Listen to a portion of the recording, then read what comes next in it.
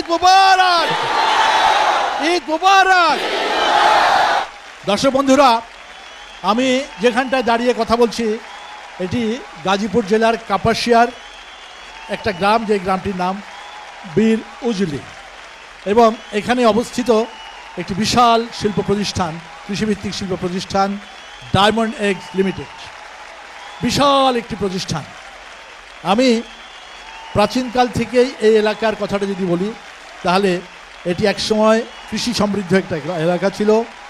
সবুজ ফল ফসল, প্রকৃতির সুশীতল বাতাস, সব কিছু মিলিয়ে এই এলাকার মানুষ প্রাচীনকাল থেকেই বেশ সমৃদ্ধ জীবনযাপন করছে।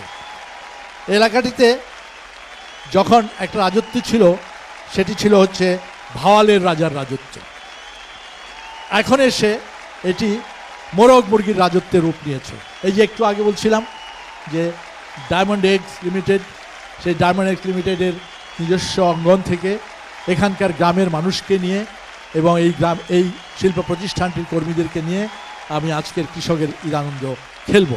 আমি যদি সেই 80-র দশকের কথা বলি, তাহলে এগ বা পোলট্রি এই শিল্পের কথা বললে তখন মানুষ মনে মনে ভাবতো এই ফার্মের ডিম কে খাবে। আপনাদের মনে থাকতে পারে হাকিম আলীর মৎস্য খামারের কথা, যা থেকে আজকে বাংলাদেশের মাছের চাষ এই পর্যায়ে এসছে।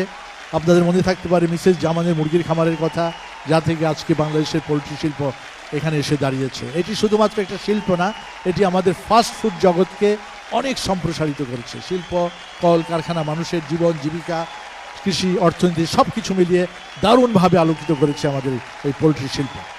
আজকে এই পোলট্রি শিল্পের বিভিন্ন দিকগুলো আমরা দেখব। বিশাল একটি শিল্প ডায়মন্ড এগের।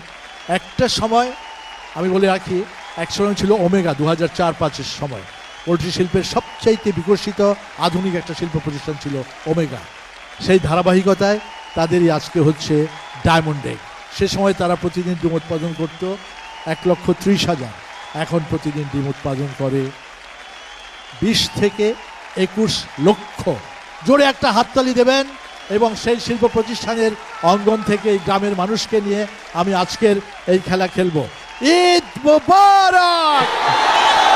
গল্পে গল্পে সারাটা দিন আমরা অতিবাহিত করব ডায়মন্ড এগের এই প্রাঙ্গণ থেকে, এবং খেলার ফাঁকে ফাঁকে আপনাদেরকে মোরগ মুরগির নানান গল্প শোনাবো, যেগুলো সারা পৃথিবীব্যাপী মুখরোচক। চলুন শুরু করা যাক আজকের খেলা। আবারও একবার ঈদ মুবারক।